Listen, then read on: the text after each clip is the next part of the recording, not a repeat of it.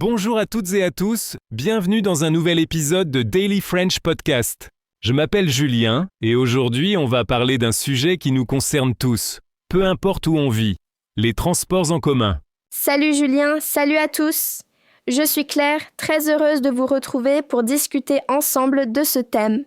Dis-moi Julien, as-tu déjà compté combien de temps tu passes dans les transports chaque semaine ? Oh là là, je crois que je préfère ne pas savoir. Mais tu sais, selon une étude récente, un Parisien passe en moyenne plus d'1 heure par jour dans les transports en commun. C'est fou, non ? C'est impressionnant, mais pas surprenant. Surtout aux heures de pointe. Aujourd'hui, on va justement explorer ce monde fascinant des transports en commun en français.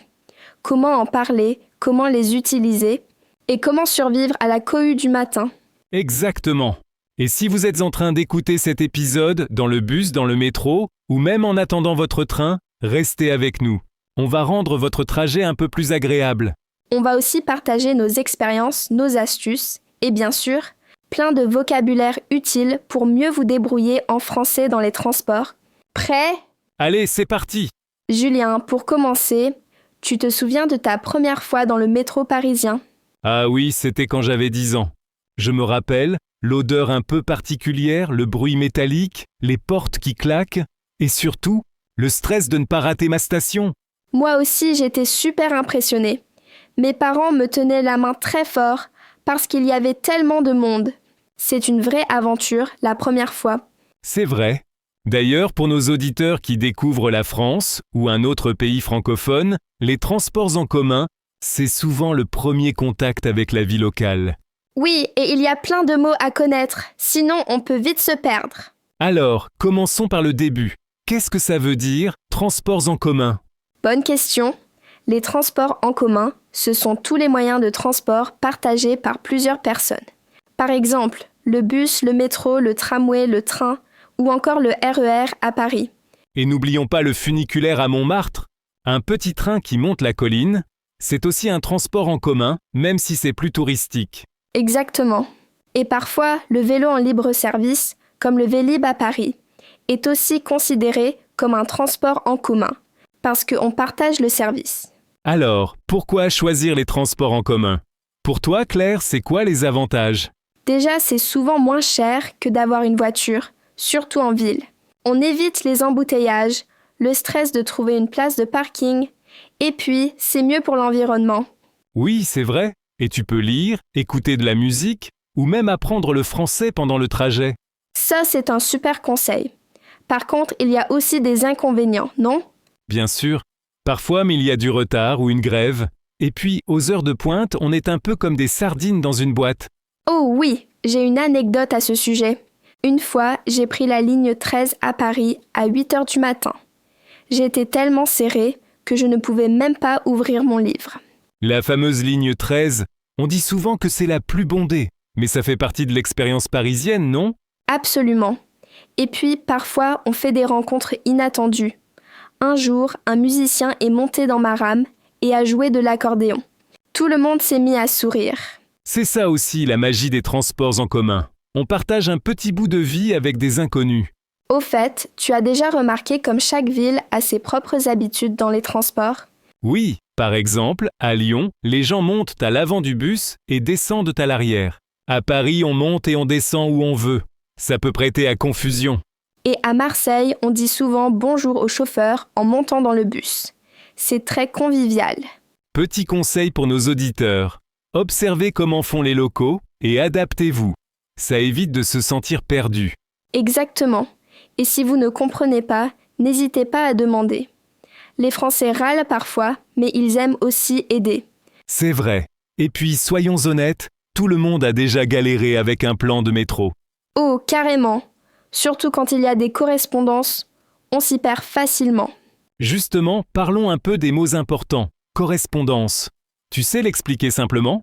Bien sûr, une correspondance, c'est quand on change de ligne ou de moyen de transport pour continuer son trajet. Et un quai, c'est l'endroit où on attend le train ou le métro. Attention à ne pas confondre avec le mot quai pour le bord de la rivière. Oui, c'est drôle, ça vient du même mot, mais le contexte change tout. Autre mot utile, composter son billet. Tu sais, c'est quand on valide son ticket avant de monter dans le train. Exactement. Et si on oublie, on risque une amende. Les contrôleurs ne plaisantent pas. Ah, les contrôleurs. J'ai toujours un petit stress quand ils montent, même si j'ai mon ticket. Moi aussi. Et d'ailleurs, il existe maintenant beaucoup de cartes de transport, comme la Navigo à Paris ou la carte Pastel à Toulouse. C'est pratique, on recharge et on n'a plus besoin de tickets en papier. Au fait, tu utilises souvent l'application pour suivre l'info en temps réel. Oui, l'appli RATP. Elle m'a sauvé plus d'une fois pendant les grèves. Tu sais tout de suite si la ligne fonctionne ou pas. C'est devenu indispensable. Avant, on devait tout deviner avec les panneaux d'affichage. D'ailleurs, les panneaux, c'est un vrai défi pour les débutants en français. Il y a beaucoup d'abréviations et de codes. Oui, par exemple, SVC pour service ou DAR pour direction. Ça peut être déroutant. Petit challenge pour nos auditeurs. La prochaine fois que vous prenez le métro, essayez de lire et de comprendre tous les panneaux autour de vous. Bonne idée! Et si vous ne comprenez pas, prenez une photo et cherchez la traduction après. En parlant de défis, as-tu déjà pris le métro à Tokyo ou à New York? Oui, à New York. C'est très différent de Paris. Les stations sont immenses. Il y a souvent de la musique dans les couloirs et les gens parlent très fort. C'est vrai, chaque pays a ses codes. En France, on parle moins fort dans le métro et on évite le contact visuel. Sauf pour râler. Haha, c'est bien résumé. Et parfois, il y a des annonces amusantes. Tu te souviens de celle-ci? Attention à la marche en descendant du train. Oui, on l'entend tout le temps. C'est devenu un classique. Petite astuce, écoutez bien les annonces. Elles sont souvent très utiles pour ne pas rater sa station ou pour savoir si la ligne est perturbée. Et parfois, elles sont en anglais aussi, ce qui aide beaucoup les touristes. Mais attention, l'accent français peut rendre l'anglais original. C'est vrai, c'est parfois difficile à comprendre, même pour les anglophones. Au fait, tu as déjà aidé un touriste perdu dans le métro? Oui, souvent. Je me souviens d'une Américaine qui cherchait la tour Eiffel. Elle était partie dans la mauvaise direction. On a rigolé et je l'ai accompagnée jusqu'à la bonne correspondance. C'est sympa, moi aussi. J'ai aidé un couple de Japonais à acheter des tickets. Ils étaient perdus devant la machine. C'est vrai qu'acheter un ticket, ce n'est pas toujours évident. Il y a différentes zones, tarifs. Et maintenant, beaucoup de gens utilisent le sans contact, avec la carte bancaire ou le téléphone. Ça simplifie la vie. Avant, il fallait toujours avoir de la monnaie. Et toi, Julien, tu préfères quel moyen de transport en commun? Honnêtement, j'aime bien le tramway. C'est calme, il y a de la lumière et on voit le paysage défiler. Moi aussi. Et à Bordeaux, il y a même des tramways sans fil, très modernes. C'est vrai, la technologie évolue vite. Et puis, il y a de plus en plus de bus électriques, donc moins de pollution. Oui, c'est important pour l'avenir. Les grandes villes essaient aussi de rendre les transports accessibles à tous, par exemple avec des rampes pour les personnes à mobilité réduite. C'est essentiel. Et puis, il y a des applis pour planifier son trajet, trouver les horaires ou même savoir si un vélo est disponible à la borne. D'ailleurs, as-tu déjà essayé le covoiturage? C'est une autre forme de transport partagé. Oui, j'ai utilisé Blablacar pour aller à Lyon. C'est économique et on fait connaissance avec des gens sympas. Et puis, parfois, on partage une bonne playlist. C'est ça, le côté convivial. C'est vrai qu'avec les transports en commun, on vit plein de petites histoires, parfois drôles, parfois stressantes. Tu te rappelles un moment gênant dans les transports? Oh oui, une fois, j'ai oublié de valider mon ticket. Et évidemment, un contrôleur est monté à la station suivante. J'ai eu un grand moment de panique. Mais il a été sympa, il m'a juste rappelé de ne pas oublier la prochaine fois. Ouf, tu as eu de la chance. Moi, un jour, j'ai failli descendre à la mauvaise station parce que j'étais plongée dans mon livre. Ça arrive souvent.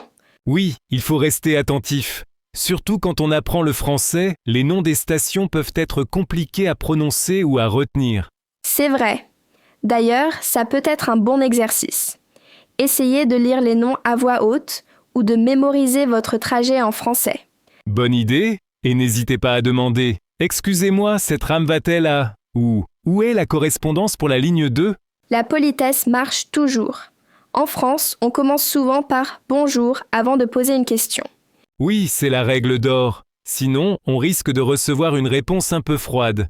C'est vrai, c'est culturel. Et puis, il faut toujours laisser sortir les gens avant de monter, sinon on se fait remarquer. Ah, la fameuse phrase « Laissez descendre les passagers, s'il vous plaît ». On l'entend tous les jours. Au fait, pour nos auditeurs, il y a aussi des règles non écrites, comme ne pas parler trop fort au téléphone ou ne pas manger dans le métro. Oui, et on essaye de ne pas bloquer les portes. Exact. Et pour les personnes âgées ou enceintes, il y a des places réservées. C'est important d'y penser. On peut aussi dire « Vous voulez vous asseoir ?» si on veut proposer sa place. Un geste simple mais apprécié. Julien, tu penses que les transports en commun vont beaucoup évoluer dans les prochaines années ? Oui, je crois. Avec les nouvelles technologies, il y aura plus de bus et trains électriques, plus de services connectés et peut-être même des métros sans conducteur partout. C'est excitant. Et qui sait, peut-être un jour, on pourra voyager en téléportation. Haha, c'est beau de rêver. Mais en attendant, les transports en commun restent très pratiques pour se déplacer, surtout en ville. Oui, et c'est aussi un excellent moyen de pratiquer son français au quotidien. Justement, on pourrait proposer un petit défi à nos auditeurs. La prochaine fois que vous prenez les transports, essayez une courte conversation avec un inconnu. Même un simple « Bonjour, il fait beau aujourd'hui ». Super idée. Et si vous n'osez pas, vous pouvez aussi écouter les conversations autour de vous. C'est très formateur. Alors, on fait un rapide récapitulatif ? Oui, on a parlé des différents moyens de transport en commun, des avantages et inconvénients, de quelques anecdotes et de conseils pratiques. Sans oublier les différences culturelles, les règles à connaître et le vocabulaire essentiel. D'ailleurs, on passe à la rubrique vocabulaire. Allez, c'est parti ! Alors, premier mot-clé, le ticket. C'est le billet qu'on achète pour prendre le bus, le métro ou le tram. Exemple, je voudrais un ticket s'il vous plaît. En France, on ne dit pas souvent billet pour le métro, sauf pour le train. Deuxième mot, la correspondance. On l'a vu, c'est quand on change de ligne ou de moyen de transport. Exemple, je prends la correspondance à Châtelet pour la ligne 4. Le mot vient du verbe correspondre, qui veut dire avoir un lien. Troisième mot, le quai. C'est l'endroit où on attend le train ou le métro.